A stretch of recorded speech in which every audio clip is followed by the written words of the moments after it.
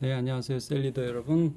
우리가 이제 돌아온 주는 추석 명절이기 때문에 셀 모임을 실제로 못하는 셀들도 많이 있을 거라고 생각이 들어요. 어쨌든 상황에 따라서 좀 변수가 있기는 한데 제가 일단 영상을 녹화할 테니까 할 수 있는 셀들은 또 최선을 다해서 해주시고, 또 하지 못하는 셀들 같은 경우에는 셀원들과 또 소통하시면서 잘 한 주 지내시다가 그 다음 주에 또 만나고, 특별히 이제 가족과 만나고, 또 주일 예배도 못 드리거나 영상으로 드리는 분들이 많을 텐데, 그래도 좀 이렇게 영상을 공유하시고 한 분 정도 통화하시면서 격려하시면 좋을 것 같아요. 우리가 이제 늘 교회로 지낸다는 것이 이제 예수 그리스도의 영이 성령께서 우리 가운데 함께 계셔서 우리가 함께 교제하면서 믿음을 지켜나갈 수 있다는 뜻이니까요.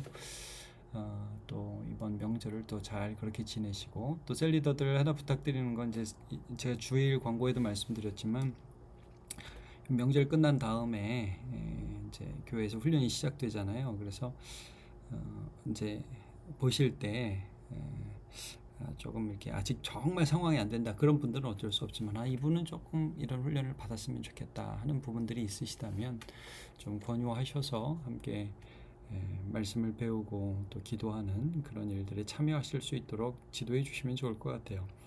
22일부터 시작되는 게 묵상과 기도학교하고, 그다음 바로서기 교리반이고, 그다음 11월부터 이제 로덴 북클럽하고 신약 파노라마가 시작되잖아요. 뭐가 되든지 좀 보셔가지고 잘할 수 있는 부분들은 격려해 주시면 좋겠습니다.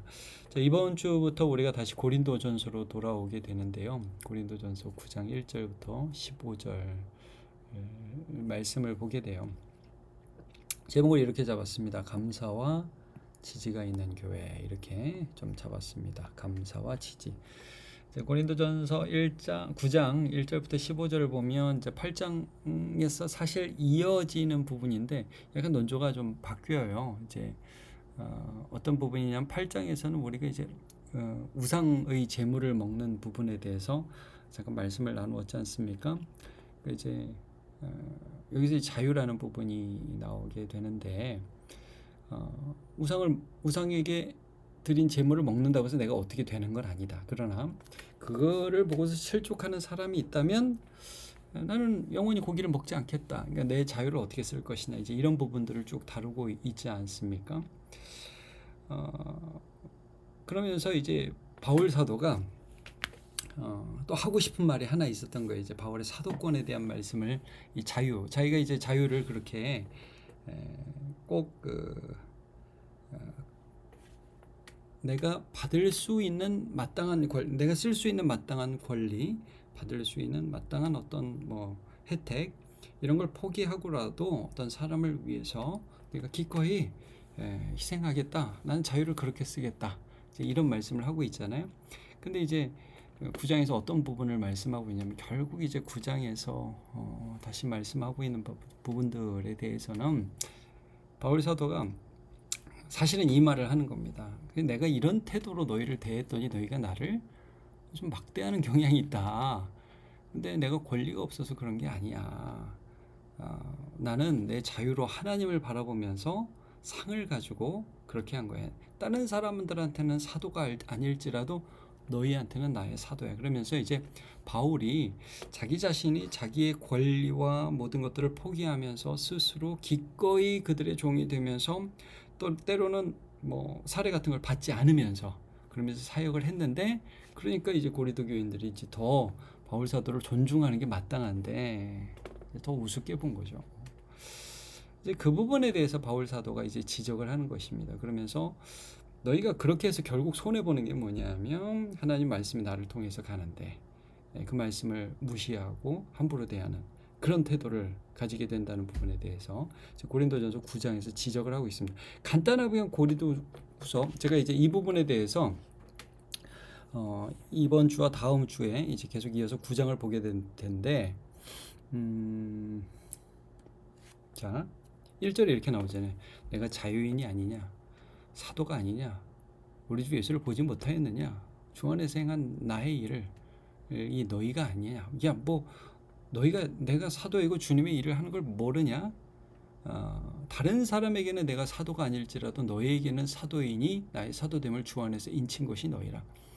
내가 사도이기 때문에 너희들이 그 말씀을 통해서 이렇게 변화되고 하나님을 알게 되지 않았느냐. 나를 비판하는 자들에게 변명할 것이 이것이니 라고 말씀을 합니다. 3절에. 그죠?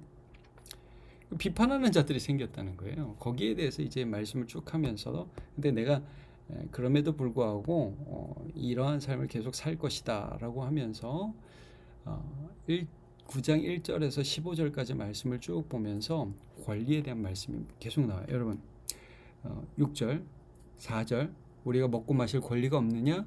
6절 나와 바나바만 일하지 아니할 권리가 없느냐. 우린 권리가 다 있다. 군대 가는데 누가 자기 돈 내고 군대 가는 사람이 있냐.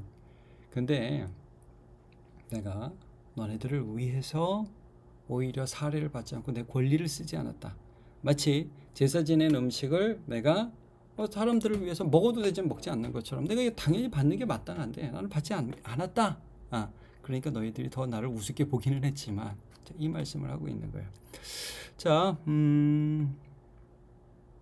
이제 12절 다른 이들도 너에게 이런 권리를 가졌거든. 하물며 우리일까 보냐. 그러나 우리가 이 권리를 쓰지 아니하고 범사에 참는 것은 그리스도의 복음에 아무 장애가 없게 하려 함이로다.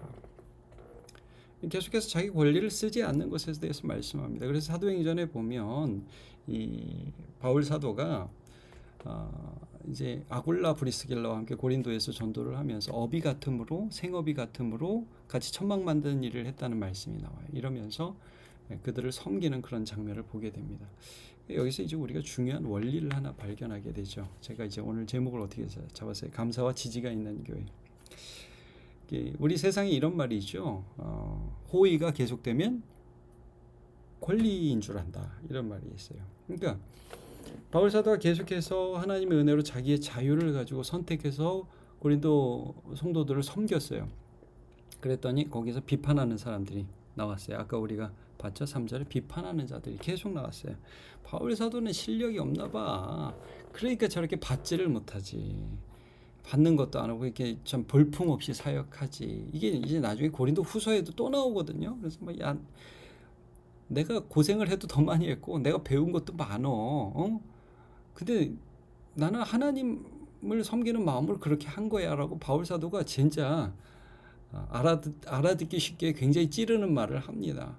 그만큼 이 사람들이 이런 바울의 마음을 이해하지 못했고 바울을 배척함으로 실제 복음까지 배척하는 그런 안 좋은 결과를 얻었기 때문에 바울은 참 이런 말 하는 거 구차하지만 여러분 그래서 15절에 이렇게 나오잖아요. 차라리 내가 죽을지언정 누구든지 내 자랑하는 것을 헛된 대로 돌리지 못하게 하리라. 이런 말씀을 하고 있는 것을 보게 됩니다. 자, 감사와 지지가 있는 교회가 그래 중요하다는 거예요. 제가 오늘 이제 짧게 오늘 교재를 여러분과 점검할 텐데, 자, 명절을 앞두고 자신의 가족을 소개해 봅시다. 이제 셀 모임 하는 분들은 우리는 이런 가족이 있어요. 이번에 명절을 이렇게 보낼 거예요. 한번 나누어 보시고요. 바울 사도는 복음 전파를 위해 고린도 교회로부터 재정 지원을 받지 않기로 결정했습니다. 사도행전 18장에 보면 아까 본 것처럼 브리스길라와 아굴라와 함께 천막 만드는 일을 하면서 복음을 전합니다. 그리고 이 일 때문에 교회는 바울을 무시하고 사도권을 비판하는 일이 생겼어요.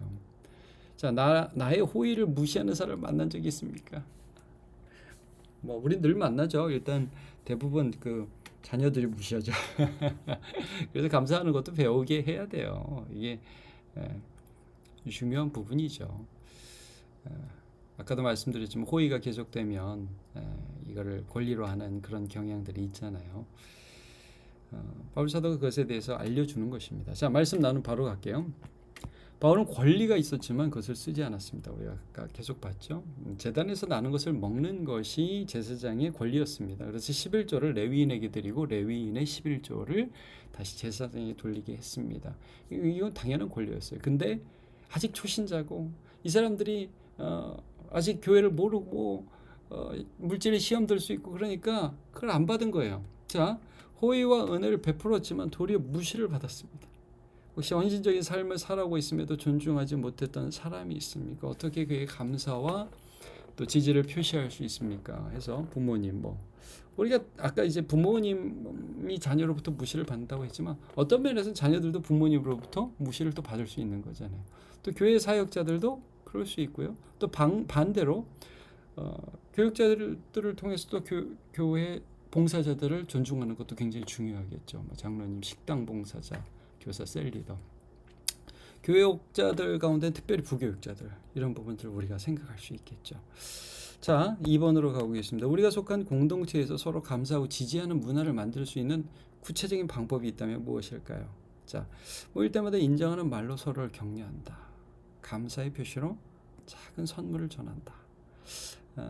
힘든 시기를 보내는 식구 세론과 개인적으로 만나 식사하며 교제한다. 서로를 위해 기도하고 또 기도하고 있으면 알려준다. 여러 가지가 있겠죠. 그리고 이제 제가 우리 성도들한테 늘 제가 처음에 부임할 때부터 강조한 건, 아까도 제가 잠깐 말씀드렸지만 이제 오늘 본문도 어떤 사역자에 대한 존중인데, 여러분 이제 우리 교회가 담임 목사인 저한테는 늘 잘 해주시고 계시고, 또 우리 부교육자들에 대해서도 늘 성실하고 진실하게 대해주셔서 감사해요. 그런 부분에서 우리가 서로 감사를 표시하고 지지하고, 특별히 부교육자에 대해서 이거 제가 늘 강조 드립니다. 그리고 여러분 함께 써주셔서 감사합니다. 목회자를 늘 존중하시고 목회자도 교회를 진심으로 존중하는 그런 교회가 되기를 바랍니다. 자, 마치면서 하나님께서 우리를 나라, 사회, 회사, 학교, 가정, 교회라는 공동체로 불러주셨습니다. 거기에는 어디든지 헌신하며 은혜 베푸는 누군가가 있고요. 그런 사람을 통해서 하나님은 우리를 세워가시거든요. 서로를 존중히 여기며 감사하고 지지하는 공동체로 서가는 우리가 되시기를 바라고, 명절도 그렇게 서로 감사하고 지지하는 그런 시간들 되시기를 바랍니다. 네, 감사합니다.